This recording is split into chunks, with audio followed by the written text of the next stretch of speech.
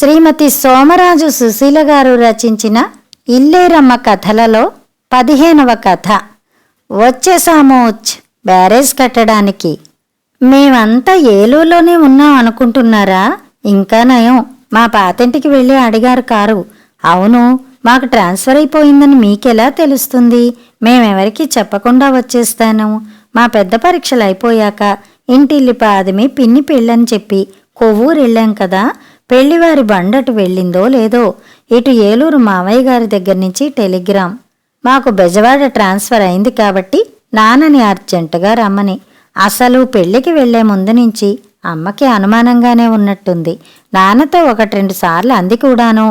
ఆస్పత్రి కట్టడం పూర్తయిపోయి డాక్టర్లు నర్సులు అటూ ఇటూ తిరగడం మొదలెట్టాక కూడా కూచోబెట్టి జీతం ఇవ్వడానికి మీ కంపెనీ వాళ్ళేమన్నా వెర్రి వెంగళపలా? బెజవాడ ట్రాన్స్ఫర్ ఎటూ తప్పదు, నేను సామానంతా సర్దేసి పెళ్లికెడతాను అని. కానీ అమ్మ చెప్పింది నాన్న ఏనాడు ముద్దుగా విన్నారు కనుక కంపెనీ వాళ్ళిచ్చే ప్రతి రూపాయికి 100 రూపాయల అరవచాకిరీ చేయించుకుంటారని తనకి తెలియద్దు. ఆఫీసు నిండా అరవ్వాళ్లే కదా మరి. అమ్మ మాట నాన్న వినకపోవడం మూలాన్నే మా నలుగురిని పెళ్లిలో అలిసి పులుసు కూరైపోయిన అమ్మమ్మ ప్రాణాలకి పడేసి వాళ్ళిద్దరూ ఏలూరు వెళ్లాల్సొచ్చింది. సామానంతా కంపెనీ లారీలో బెజవాడ పంపేసి 3వ రోజు కల్లా చక్కా వచ్చారనుకో. కాళ్ల చేతలా అడ్డం పడేందుకు మేం లేకపోబట్టి పని సులువుగా అయిపోయిందటలే. కాని ఎవ్వరికీ చెప్పకుండా దొంగల్లా ఏలూరు వదిలేయాల్సొచ్చింది. ఒక్క సువర్ణకి మాత్రం అమ్మతో చేతుత్తరం పంపాం. నేను చిన్నారి. తను దసరా సెలవుల్లో బెజవాడ తప్పకుండా వస్తానని అమ్మతో చెప్పిందట. అసలే వైశాఖ మాసం, పైగా బెజవాడ ప్రయాణం, అందులో చిన్నపిల్లలం, గాడ్పులు కొట్టవు. అందుకని పొద్దున్నే మాకు అన్నాలు పెట్టి మరీ రైలెక్కించారు. దారిలోకని కొంచెం పెరుగన్నం కూడా కల్పించింది అమ్మమ్మ. దొడ్లో కాసిన నారింజకాయలు, కొంచెం బెల్లం ముక్క అమ్మ చేతికిచ్చింది. ఎండ మరీ ఎక్కువగా ఉంటే తలా ముక్క పెట్టమని. తీరా బయలుదేరే ముందు వాళ్ళ అమ్మని పట్టుకుని ఏడ్చేడ్చి మా అమ్మ అంత గోల చేసింది కదా. నాన్న కోపం వచ్చి కొత్తగా పెళ్ళయ్య అత్తారింటికెళ్లే ఆడపిల్లల ఏమిటా ఏడుపు అసహ్యంగా అని కేకలేసే వరకు రిక్షానే ఎక్కలేదు. మరి ఆ ఏడుపంతా ఏ చెట్టెక్కిందో. రైలు కదలగానే నాన్నతో కబుర్లేసుకుంది. బెజవాడిల్లు ఎంతుంటుంది, ఎన్ని వాటాలున్నాయి, ఇంటి వాళ్ళకెంతమంది పిల్లలు అంటూ. ఇన్ని విషయాలు నాన్నకి మాత్రం ఏం తెలుసు? అసలు ఆ ఇల్లు తను చూసి కుదిరిస్తే కదా.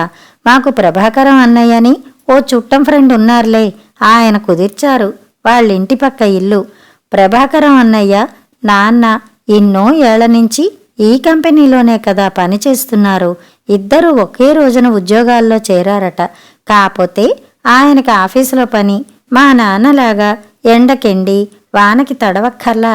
విశాఖపట్నంలో ఏరోడ్రోమ్ కట్టినా, గన్నవరంలో బ్రిడ్జి కట్టినా ఉద్యోగం ఒకచోటే, ఇళ్ళు పక్కపక్కనే. అందుకే అమ్మకి సావిత్రోదనకి కూడా చాలా స్నేహం. ఏమిటో పాపం నాన్న ఉద్యోగం, స్నేహాలన్నీ మర్చిపోతూ ఉండాలి, మళ్ళీ గుర్తు చేసుకుంటూ ఉండాలి. అయినా అమ్మ చెప్తూ ఉంటుందిగా, నాన్నకి అసలు నిజం స్నేహితులు 3 ఇసుక, సిమెంటు, కంకరాను. అవి ఏ ఊరు వెళ్ళినా తప్పవుగా. కానీ మాకలా కుదరదే. ఇంక ఇప్పటికి కూడా పాపక్క, ప్రమోదక్క కల్లోకొస్తూనే ఉంటారు. ఇంక బెజవాడ వెళ్ళిపోయాక సువర్ణ కూడా వస్తుంది మరి. రైలు అలా వెళ్ళగా ఏలూరు స్టేషన్ వచ్చింది. చందర్రావు పరుగు పరుగున వచ్చి సామాన్ అందించాడు. 3 జాడీలు, దేవుడి బుట్ట, 2 ఫ్యాన్లు, చాకలాడింట్లో ఉండిపోయిన బట్టలు, పరుపులు, తన సొంత డబ్బుతో వసంతమహల్ కారపూస, గులాబ్ జాములు కొనుక్కొచ్చి మరీ ఇచ్చాడు. నాకు పాపం బోల్డు జాలేసింది. ఉత్తి పుణ్యానికేదో ఒకటి అనేదాన్ని. ఇంక బెజవాడలో సైకిల్ ఎక్కించి మమ్మల్ని ఎవరు తిప్పుతారు? పవర్పేట దాకా వచ్చి అందరికీ టాటా చెప్పి దిగిపోయాడు. అమ్మ తను కొవ్వూరు వచ్చేటప్పుడు చెప్పి వచ్చిందట, ఈ సామానంతా లక్ష్మీవారం మధ్యాహ్నం బండికి తెచ్చిమ్మని. బెజవాడ దగ్గర పడే కొద్దీ రైలు పెట్టంతా వేడెక్కిపోవడం మొదలెట్టింది. చెక్క కిటికీలు మూసేస్తే చీకటిగా బానే ఉంటుంది. కానీ ఒకటే ఒక్క, కిటికీలు తీసేస్తే వడగాలి. ఎలాగో చచ్చి చెడి రైలు బెజవాడ చేరింది. అందరం రైలు దిగేటప్పటికి మట్టి ముఖాలు, రేగిపోయిన జుట్లు, అడుక్కునే పిల్లల్లా ఉన్నాంట. అమ్మ చెప్తే తెలిసింది. ఓ పక్క కూలాళ్ళు, ఇంకో పక్క రిక్షావాళ్ళు నిలబడనివ్వరు.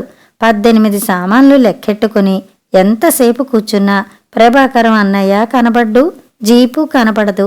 ఎంతసేపని ఎదురు చూస్తాం ఎవరో వస్తారని. అక్కడికి రిక్షావాళ్ళని అమ్మ బతిమాలింది కూడాను. మా చావు మమ్మల్ని చావనీయండి నాయనా అని. కాని వాళ్ళెందుకు అలా ఒప్పుకుంటారు? వాళ్ళు పెట్టే బాధ భరించలేక నాన్న అప్పుడు బయట పెట్టారు. లక్ష్మీవారం ప్రయాణం అంటే ఫ్రైడే అనుకుని అలా రమ్మని రాశారట ప్రభాకరం అన్నయ్యకి. పైపెచ్చు అమ్మని తిట్టడం, గురువారాన్ని పట్టుకుని లక్ష్మీవారం అనడం ఎందుకు? యథా కన్ఫ్యూజను అని. ఎక్కడ అమ్మ తన్ని తప్పు పట్టేస్తుందేమో అని ముందే గై గై మనేస్తారు అమ్మ మీద. ఇంకా అసలు విషయం తెలిసిందిగా. జీపు రాలేదని వెనక్కి వెళ్ళిపోలేం కదా. చివరికి రిక్షావాళ్లే గెలిచారు. మొత్తం 4. నాకు, నాన్నకి, చిన్నారికి, అమ్మకి తలోటి. నా రిక్షాలో పరుపులు, బుజ్జి. అమ్మ రిక్షాలో ఆవకాయ జాడీలు, దేవుడి బుట్ట. నాన్న రిక్షాలో ఫ్యాన్లు, ఇందు. ఇంకా చిన్నారికి మిగిలిన సామాన్లు. అలా మంచి ఎండలో 4 రిక్షాలు పెళ్లివారు ఊరేగింపులా గవర్నర్ పేట చేరాయి. సోడా కొట్టు దగ్గర ఆపారు. అందరూ తలో సోడా తాగుతున్నాం. అప్పుడు రిక్షావాళ్ళు గవర్నర్ పేట వచ్చేసిందండి, ఏ వీధండి, ఎవరింటికెళ్ళాలా అని అమ్మని అడిగారు. అమ్మ నాన్నకేసి చూసింది. గుర్తుకొచ్చింది నాన్నకి తన అడ్రస్ చెప్పాలని. నాకేం తెలిసే, ప్రభాకరం కదా ఇల్లు కుదిచ్చింది. వాళ్ళింటి పక్కనే ఉన్న బాగా డబ్బున్న బట్టల కొట్టు వాళ్ళదిట. స్టేషన్కి వస్తాడు కదా అనుకున్నా. అమ్మకి గాబరా పట్టుకుంది. ఇప్పుడెలాగండి బాబు? డబ్బున్న వాళ్ళ ఇల్లంటే రిక్షా వాళ్ళకెలా తెలుస్తుంది? ఇల్లుగల ఆయన పేరు గుర్తుకు తెచ్చుకోండి అని నాన్నకి ఉపాయం చెప్పింది. నాన్న నెమ్మదిగా ఆలోచించి జ్ఞాపకం తెచ్చుకుని చెప్పారు. కొంచెం గుర్తొస్తోందే, ఆయన పేరు సుబ్బారావో సుందర్రావో అనుకుంటా. ఇంటి పేరు ముక్కల పులుసో పప్పు పులుసో అనుకుంటా. కాదు పులుసు పచ్చడి. ఇంకా మేమంతా సోడా తాగుతూ నవ్వేటప్పటికీ ముక్కులు లోపలికి వెళ్ళిపోయి నానా హైరానా పడ్డాం. ఇలాంటి నాన్నతో అమ్మ కాబట్టి వేగుతోంది గాని ఇంకోళ్ళైతేనా? ముక్కల పులుసేమిటి? ఎండకి మతిగాని పోయిందా? లేకపోతే ఇంకా పెళ్లి భోజనాల మనసు తీరలేదా? కాదే, ఎవరినన్నా అడుగుదాం. పులుసు పచ్చడో పప్పు పులుసో అయి ఉంటుంది. తిరిగి 2-3 సోడా కొట్లలో అడిగాం. మేం సోడాల మీద సోడాలు తాగడమే గాని ఎవరిల్లు కావాలో మాకే తెలియకపోతే ఇంక చెప్పే వాళ్ళకేం తెలుస్తుంది? ఓసారి రామారావు అంటారు, ఓసారి సుబ్బారావు అంటారు. ఇంటి పేరు అడిగితే ఓసారి ముక్కల పులుసు అంటారు, ఓసారి పప్పు పులుసు అంటారు. ఎంతైనా పాపం అమ్మమ్మ వారం వర్జ్యం చూసుకుని రైలెక్కించింది కదా. ఆ మాత్రం దేవుడు కాపాడ్డు. ఒక పెద్ద వేప చెట్టు వెనకాల ఓ చిన్న పెంకుటిల్లు కనిపించాయి. అవి చూడగానే అమ్మకి ఓ ఐడియా వచ్చింది. మీరు చేసిన ఘనకార్యానికి నేను, పిల్లలు ఇదిగో ఈ చెట్టు కింద ఉంటాం. మీరు రిక్షాలో వెళ్ళి ఆఫీసు కనుక్కుని ఆ ప్రభాకరాన్ని పట్టండి. మీకు నిద్దట్లోనైనా ఆఫీస్ అడ్రస్ సరిగానే గుర్తుంటుందిగా అని నాన్నని కేకలేసింది.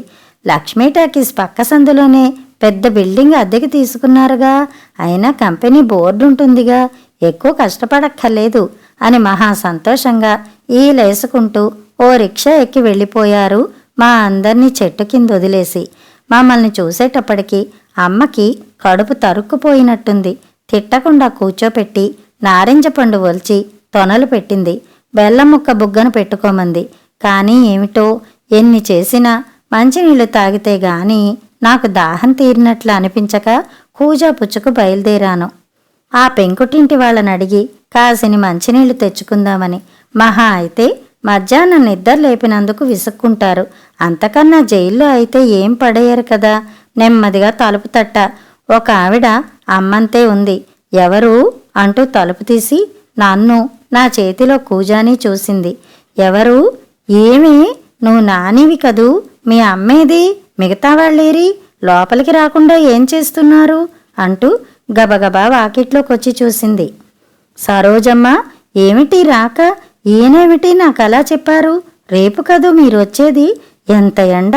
రండి లోపలికి రండని తీసుకెళ్ళింది. మేమంతా లోపలికెళ్ళి బావిలోంచి చల్లటి నీళ్లతో ముఖాలు కడుక్కుని మామూలు పిల్లల్లా అయ్యే లోపల కుంపటంటించి ఉప్మా చేసి పెట్టింది. అమ్మకి కాఫీ ఇచ్చింది. మేమంతా హాయిగా కబుర్లు చెప్పుకుంటుంటే అప్పుడొచ్చారు నాన్న, ప్రభాకరం అన్నయ్య. వాకిట్లో రిక్షాలు ఏమయ్యాయో అనుకుంటూ. ఇంతకీ మా కోసం కుదిర్చింది వీళ్ళింటి పక్కనే ఉన్న 3 అంతస్తుల మేడలో ఓ పక్క వరుస 4 గదుల వాట. ఎప్పట్లానే వీళ్ళు డబ్బు కోసం కాదుట అద్దెకిచ్చింది. మరెందుకంటే లంకంత ఇంట్లో ఆవిడొక్కరూ ఉండాల్సొస్తుంది. 4 పిల్లలైతే ఇల్లు సందడిగా ఉంటుందనిట. మరి 4 పిల్లలుంటే ఎన్ని లాభాలున్నాయో. ఇంతకీ మా ఇల్లు గల చాలా చాలా డబ్బున్న ఆయన పేరేమిటంటే పచ్చి పులుసు సుబ్బారావు గారుట. మా నాన్న తన మతిమరుపుతో మమ్మల్ని ఎలా కాల్చుకు తిన్నారో కదా పాపం. కథ సమాప్తం.